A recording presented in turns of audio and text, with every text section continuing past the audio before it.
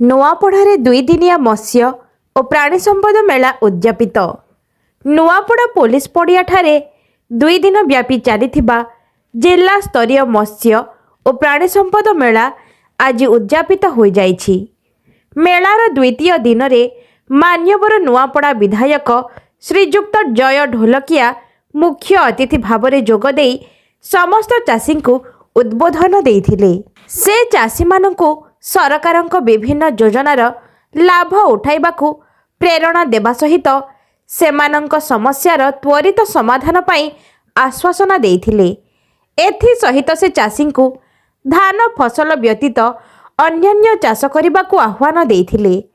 सेहि भली गोपालक चाषी को दुग्ध उत्पादन, दुग्धजात द्रव्य प्रस्तुति और रप्तानी, गोबर को सुखेई तार रप्तानी करने को उपदेश देइथिले।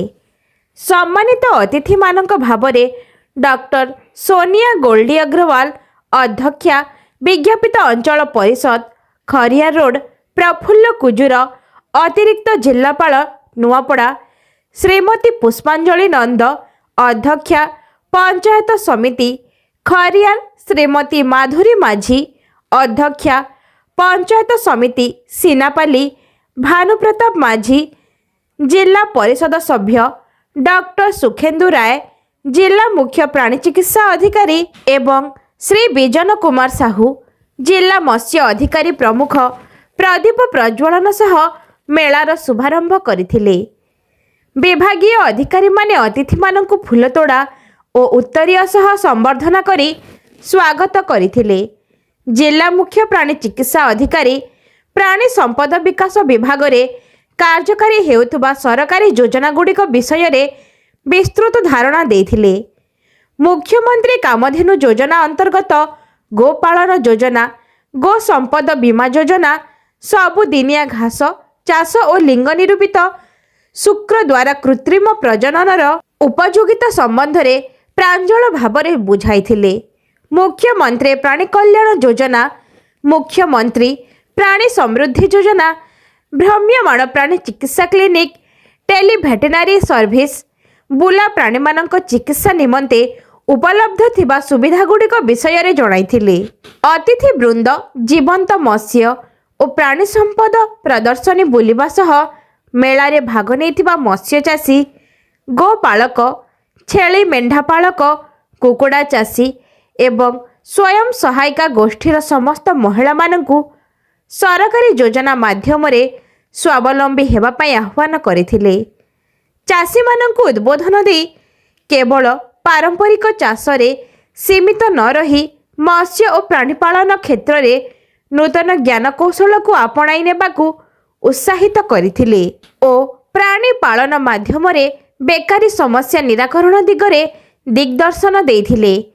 एही अवसर रे चाषी नरेंद्र सिंह धरुआ को माछ जाँला उत्पादन, श्यामलाल माझी को मत्स्य पोखरी योजना, पूजा महिला स्वयं सहायिका गोष्ठी को छेली पालन, परमानंद माझी को छेली और अंडा दिया कुकुड़ा पालन, श्रीमती मधुमिश्र को शीतताप नियंत्रित कुकुड़ा पालन पाई सम्मानित करा जायथिला।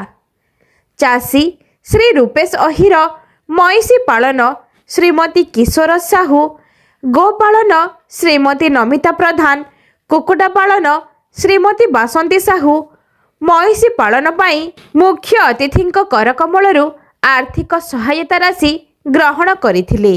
मु धन्यवाद देवी प्रत्येक चाषी भाई भौणी मान के कि से माने खाली धान चाष न करी अनेक चाष करुछन।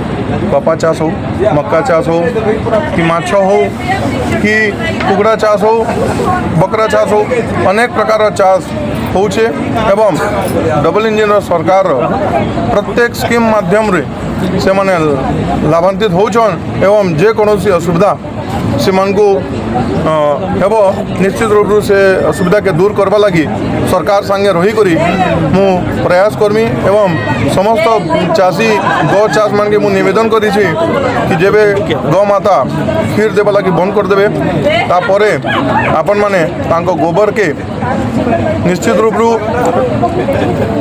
यूज करेंगे सुखाइबे एवं छेना माध्यम रे आपण माने एक्सपोर्ट मध्य करि पारिबे तार लागि भी मु समस्त को सहयोग करबा लागि तत्पर अछि एवं इंग्रजी नूतन वर्ष 2026 रो प्रत्येक बासिंदा को मु शुभेच्छा शुभकामना जणाउछि। धन्यवाद।